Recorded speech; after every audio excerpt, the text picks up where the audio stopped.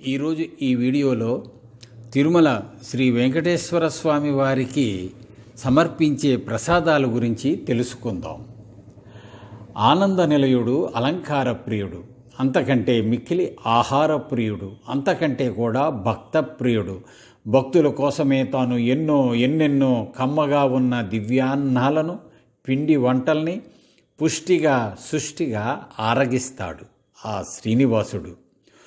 ఉదయం పాలు వెన్న మొదలుకొని వరుసగా పొంగళ్ళు, పులిహోర, చక్కెర పొంగలి, దధ్యోజనం, క్షీరాన్నం, పాయసం, కదంబం, ములిహోర, కట్టె పొంగలి, సిర, కేసరి, లడ్లు, వడలు, అప్పాలు, దోశలు, జిలేబీలు, తేనె తొళలు, పోలీలు, సకియలు, గుగ్గిళ్ళు, ఇలా ఎన్నింటినో తృప్తిగా ఆరగిస్తున్న స్వామి ఆనంద నిలయుడు. తన చూపులతో ఆ పదార్థాలన్నింటినీ పవిత్రం చేసి ఆస్వాదించి తన భుక్త శేషాన్ని భక్తులకు ప్రసాదంగా ఇస్తాడు. ఆ దివ్య ప్రసాదాలను స్వీకరించిన భక్తులకు పుష్టి, తుష్టి, సంతుష్టి కలుగుతాయి. దానితో పాటు ఎన్నో కోరికలు నెరవేరడంతో పాటు వారి వారి అంతుబట్టని రోగాలు ఇట్టే మాయం అవుతాయి. ఆరోగ్యం సంపూర్ణంగా కలుగుతుంది. ఇన్ని ప్రసాదాలతో పాటు వీటన్నిటితో పాటు ఒక్కో రోజు ప్రత్యేకంగా అదనంగా విశేష వంటకాలు నివేదించబడతాయి.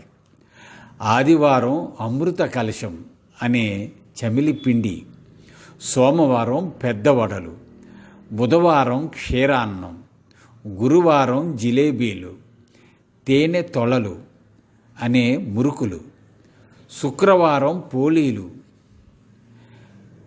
సకియలు వంటి ప్రసాదాలు నివేదింపబడతాయి. అలా ఆరగించే పదార్థాల్లో ఇవి కొన్ని మాత్రమే.